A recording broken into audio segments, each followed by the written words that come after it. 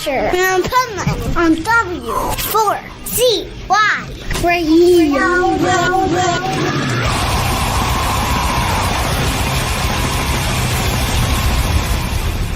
Wake up, America! It's time for the Adventures of Pipeman on W4CY.com, West Palm Beach's #1 internet radio station. Here's your host, the Pipeman. This is the Pipeman here on the Adventures of Pipeman on the Positively Pipeman segment of the show on W4CY Radio, W4CY.com, with our resident expert on pet health and human health too, because in some ways it's one and the same. So let's give a welcome to Pet Health Guru. How are you? I'm doing fine. How are you doing today? I'm doing great. And, I love our subject today because it's give your dog a bone. And humans, I have a bone to pick with, but I'm gladly giving my dogs a bone. Now, first I have a question off the bat, and then we're going to talk about the benefits of raw bones. But I also remember being younger and, yes, being taught raw bones are great for pets, but then that rawhide were not. So can you tell us your viewpoints on that? Well, in veterinary medicine, they basically don't like you feeding anything raw. So therefore, we had to come up with an alternative because they put the scare tactics in that, the bones will splinter if they're, when the dogs chew at them, they're going to rip up the intestine and you get a dead dog. So obviously the industry was also looking for a way to counter this, which is where rawhide came from. Now, first off, it's not raw, which is interesting in itself because it is a processed product. And basically when I started into the market, it was a major portion of the market for something for them to chew on that so-called was safe. And basically it was. Basically rawhide was nothing more than collagen, the same ingredient that it's made from, which is the inside of a cowhide, what they call the split. The outside, of course, goes for leather, clothing, all of that sort of stuff. The collagen part of it went to two industries. One was making these nice rawhide bones in all kinds of fancy shapes that were supposedly a safe alternative. That wasn't used for rawhide was actually going to the plant next door that made gelatin. And so that was being used, obviously, in the food industry. Biggest use of gelatin back when I started in the business, already after I started in the business, but in the 80s and 90s, was they used it as a solidifier in TV dinners to hold together. So we actually ended up in this competitive place. Who's going to get the collagen to make bones or TV dinners? And it was really, really interesting back then. That explains a lot, by the way, because my mother gave me TV dinners all the time. So Okay, it kind of explains some of my problems. Okay, yes. Well, and of course the rawhide process, obviously you have to clean the collagen, solidify it, make it into a shape, and then dry it out. Well, some of the chemicals that were used had questionable attributes, as did all processed foods even today. However, the AVMA, American Veterinary Association, and other animal veterinary advocates said, oh, that's dangerous. And somehow some of these chemicals got put on, cannot use in the United States. So what happened is they started shipping all the hides overseas, where they didn't have any laws as to what could be used on them. And unfortunately, it came down to a lot of more toxic chemicals were being used. A little bit, obviously that got thrown up by the powers to be that this is a bad thing. It's going to poison your dog. And the other part of it was they're going to swallow it and they're going to choke to death. And because it's going to swell up when it got moist. And the market got so big too, we couldn't, shipping hides from the United States in frozen containers over there and then have processed and shipped back was expensive. So then they decided to start using water buffalo hides. And again, processed who knows how. And so it just got pushed and pushed and pushed to the point where, it was terrible. I remember working with one of the processes of it in the United States that was making this stuff. And we used to sell, especially for kennels or people that had a number of dogs, these bulk packs of rawhide bones. And they were basically reduced price because they had discolorations and, maybe holes or things like that in that where the hide was. And a friend of mine who was an associate of mine actually tried to figure out how to make these into a better product. One night, I guess a couple too many bourbons or something, decided to put the rawhide bones into a pan of bouillon, beef bouillon, which would color the bone. And that's how the basted bones started. And then you basically took a second-grade product, and took it into a premium price point. I mean, it was a fascinating way that it happened. But, that's entrepreneurship. That's how we can actually take waste material and create a product that is really, really super as far as the marketplace is concerned. Now, on the other side, the raw bone stuff. Let's pause on the raw bone, because I want to say one thing that it made me think of, because I thought of it in the beginning when you were talking about rawhide's not raw. I was going to say then, and now you even confirmed it even more. Oh, then that's why it's the color it is, because it looks like it's cooked. Yeah, that's exactly what I thought. It looked like cooked, not raw. Yeah. Well, of course, today it's all a spray on, and with a lot of different chemicals and flavors and palatants and that sort of thing. But it's still got the same bad name here in the United States. And, but was it a beneficial product? Yes. Part of the other issue with it is with swallowing whole things. During the same period, because of the competition with the gelatin part of it, the price of it expanded greatly, because now we got a competitive user of that waste product. And what a bone that might have been an 8-inch, 10-inch bone might have been $3 back then, and then it went to like $8 or $9. Okay, so part of the problem with swallowing it is people weren't going to spend $8 or $9 on a bigger bone. They bought a smaller bone, and when you gave it to that Roddy, and then we took the meat out of the pet food, which they needed, so this rawhide was a piece of meat. So they would take it, instead of chewing on the bone, they would just swallow it because they were meat deprived. That rawhide bone to them was a steak, and they would just swallow it whole. And of course, veterinarians also on that during that time period figured out if they did an X-ray and they saw a rawhide bone in the gut, we have to operate. It was a cheap, easy way of making money. Whereas if they actually did nothing, that rawhide bone was completely digested in a day, 2 days. Wow. But when because it was a big part of it, you could see it on an X-ray. Oh my God, it's going to be a blockage, and it never was. But like I said, it's funny on those same animals that they were doing surgery on, and I used to track it back in my youth. But they would also find that those dogs that did that swallowing were what we would consider like a garbage gut dog. They would eat anything: drywall, sticks, stones. We had one case that when they did it, the dog swallowed a TV remote. Wow. So, that was interesting, but that's the kind of, pantyhose, socks, underwear, because the animal was then meat deprived with the artificial flavored foods, that anything that smelled like animal, which of course anything that's against our body is going to pick up our body odors, our body, our sweat, our oils. Hey, that was fair game. And I actually had a customer come into the store and to describe it, that the dog was like acting funny after we were going out for their walk, and he pooped. And she says, I picked up the tail and I look, and there's little things sticking out. She says, I got gloves on and I grabbed onto it and slowly started pulling it out and pulling it out and pulling it out. It was a complete pair of pantyhose. Oh.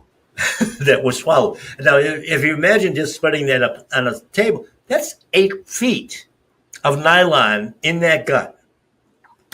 Wow. So I mean, the wild tails that we used to have, and we still do. I mean, with all the poisons and that. But what they did is they tried to eliminate all, with any of the bones. They're trying to eliminate any chance of anything possibly happening. Now here was the contrary thing too, is when you went to the veterinarian, he says, no, no, no, no, no, on the rawhide bones. But we have vet shoes over here that we've taken the rawhide chips and treated them with chemicals, disinfectants for your dog to eat. Mm. Yeah, it's, I guess if it's sold by a veterinarian, it doesn't matter that they put poison on it or not, because now they got a new customer for poisoning. Yeah. Well, and you know what? I think of dogs in the wild, and wouldn't they eat bones in the wild and not die? Yeah, absolutely. And it's funny too, because of the size of the bone, the type of bone, that sort of thing. On small animals, when they get a kill of a rabbit, a squirrel, something of that nature, a bird, it's just crunch, crunch, crunch. They eat the whole thing. Now, on the big animals, they will basically chew on the bones, because the bones are much harder. They'll chew on the bones to get the marrow out and for all the cartilage, and then they literally do bury their bones. And they'll go back to them 6 months later, a year later, and dig them back up when food is scarce. And of course, during that process, bacteria, funguses, molds, bugs have broken down that bone now that it's soft enough that they could actually chew it up and actually get nutrition out of it. Basically, when you stop and think about it, that's rotten, already rotted food. Yeah. And they're perfectly fine with it. And wow. we're worried about the deadly salmonella bugs that are crawling and creeping around. It's terrible. I know. So what kind of raw bones would you recommend to people? Can they get those raw bones through you? And if so, tell them how they would do that, and how they would, of course, reach out to you for more information, more questions, check out your podcast, all that stuff. Exactly. My Paleo Pet, actually, BioComplete, produces a complete line of bones. We look at the size of the animal, even the age of the animal. One of the warnings that we always get is, they might be able to break a tooth on a bone because it's hard. Well, if your dog breaks a tooth eating a bone, that means it's already calcium deficient. Yeah. The whole calcium, the whole matrix of calcium. So your dog actually needs that. But, smaller dogs, younger dogs, pork bones, lamb bones, and actually the density of the bone has to do with the age of the animal. We slaughter sheep, we slaughter goats, we slaughter pork at a very young age, chicken even the same way. Those bones are going to be very, very soft and pliable. They can eat them right up. Heavy beef bones, beef we slaughter at 2 years of age. So those bones are very, very dense. That's why we don't use them a lot.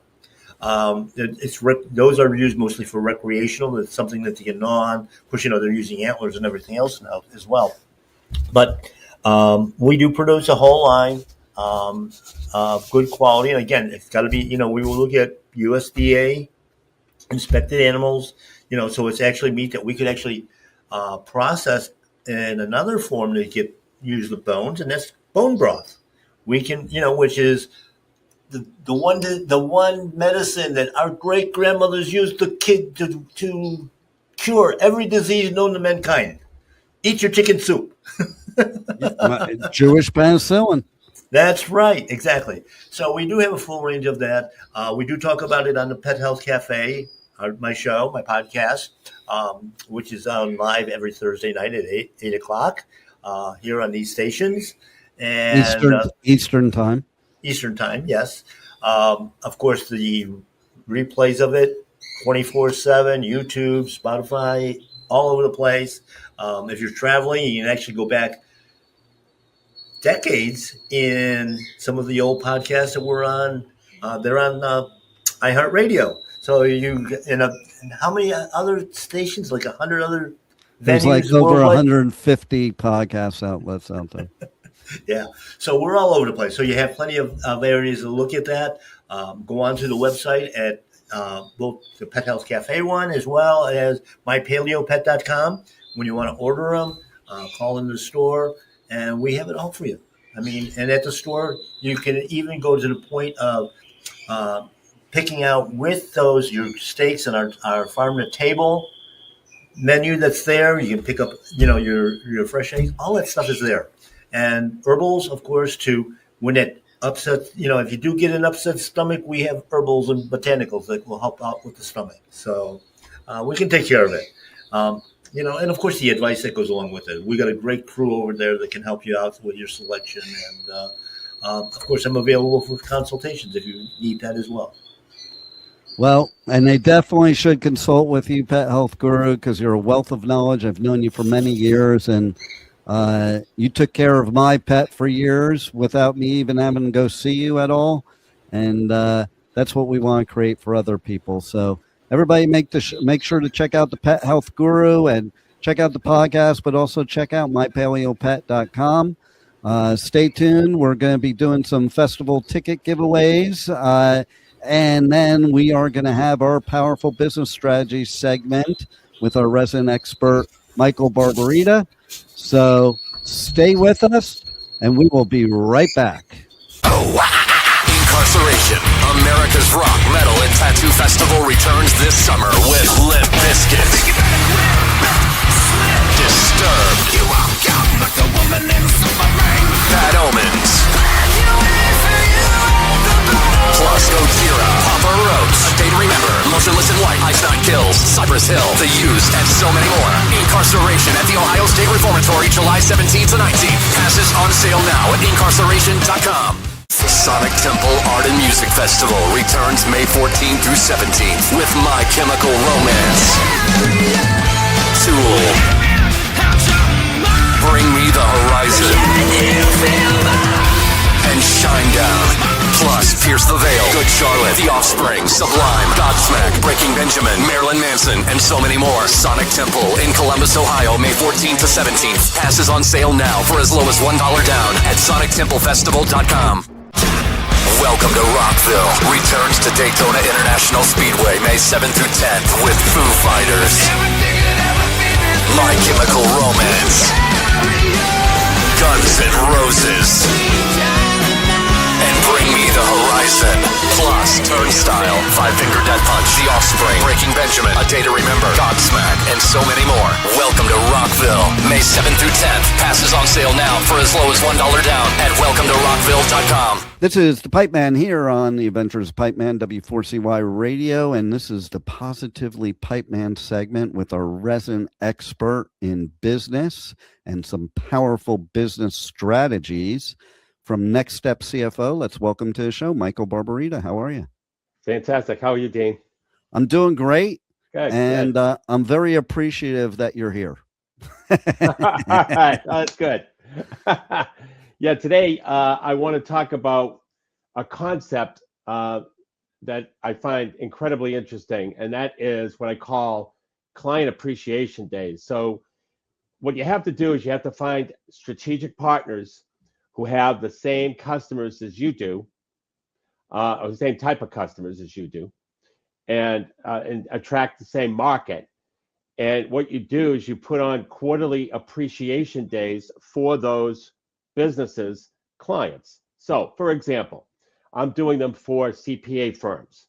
And if any CPA firm would like, by the way, if any CPA firm would like to, if any CPA is listening and they would like their firm to have client appreciation days, I'll be happy to do that for them. Way it works is, first of all, there's no work on the part of the CPA firm in this example that I'm giving you. They're going to get the benefit of the value that I bring through business strategies that their competition isn't doing.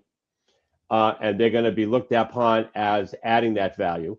The cost is zero, and I share 10% of the revenue with them if I am to get a client. Now, in my particular case, I'm going to have webinars for their clients. They're going to send the emails out. I'm going to prepare the emails that they send out to their clients.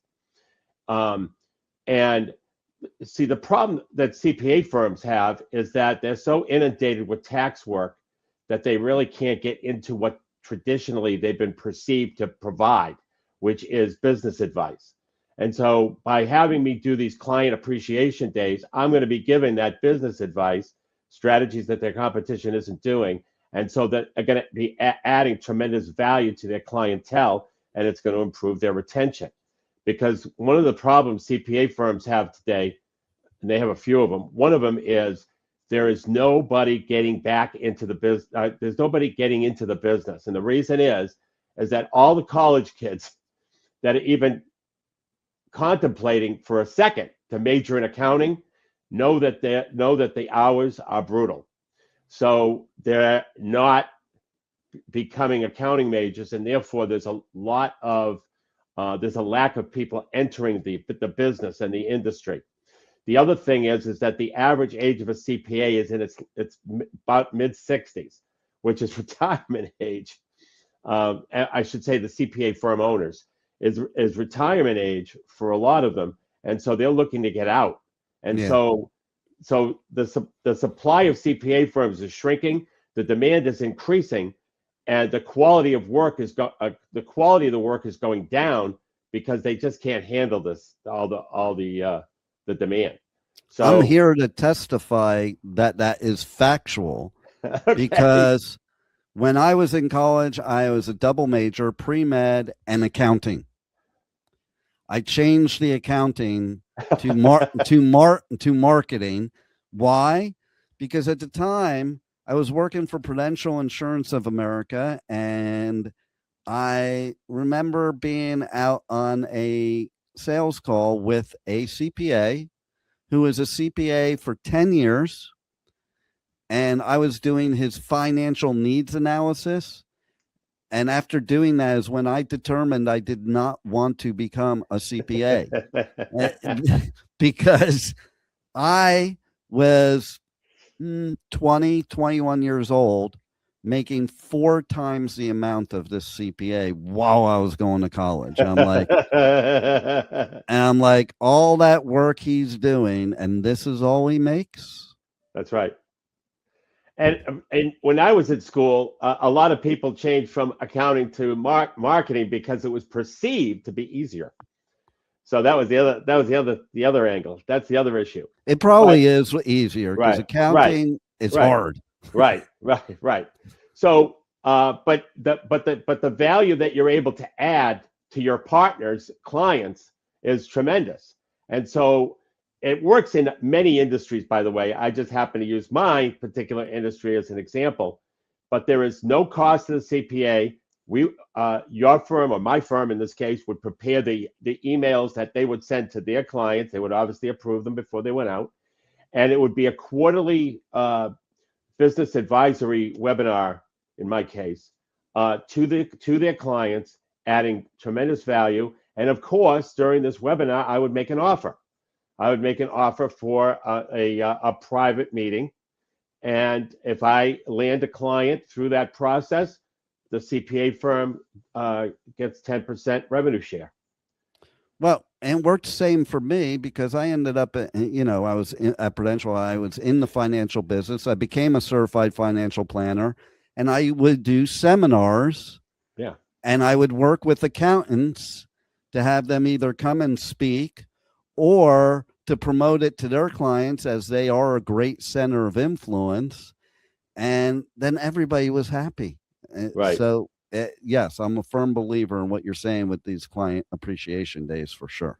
And so what I'm also doing is I've got a 3 or 4 minute video that shows an example of the content. I have a 45-minute video too, but I have 3 to 4 minute videos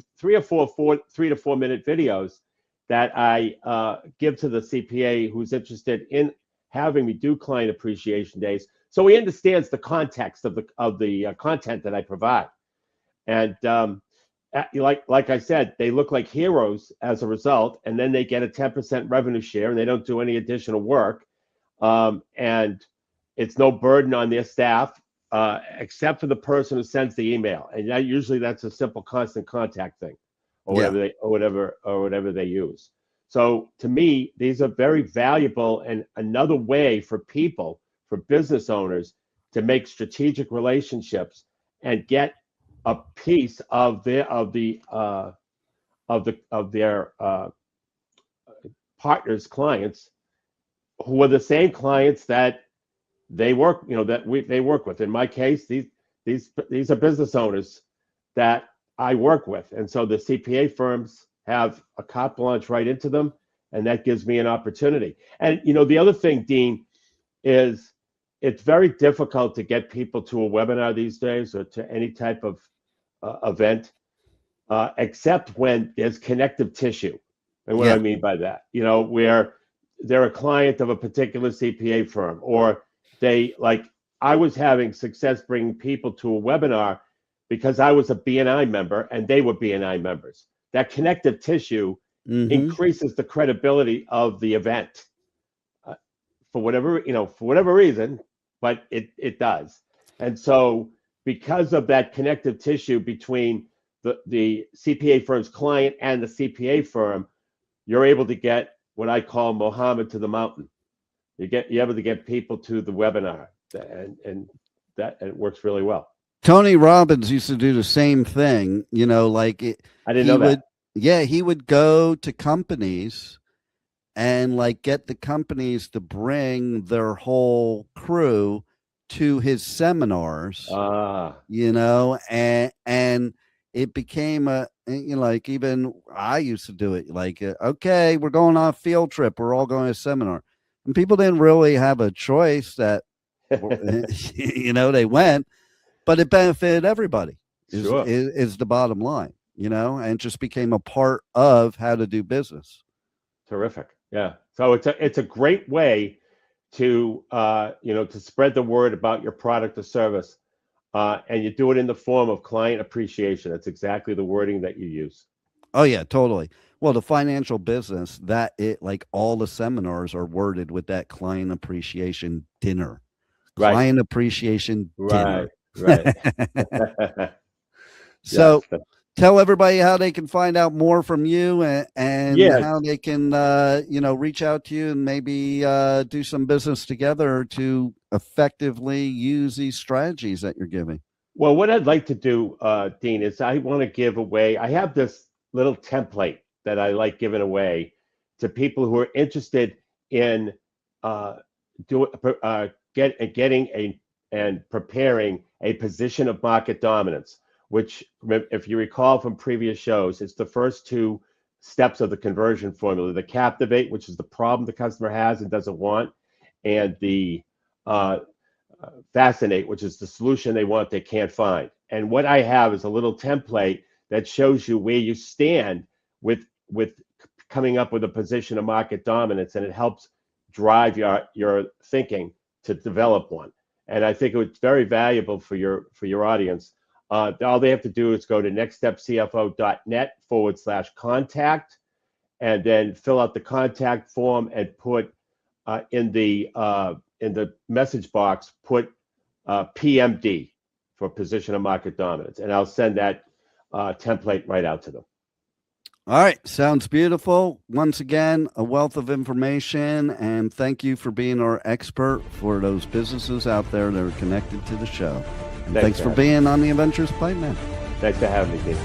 Thank you for listening to the Adventures of Pipeman on W4CY Radio.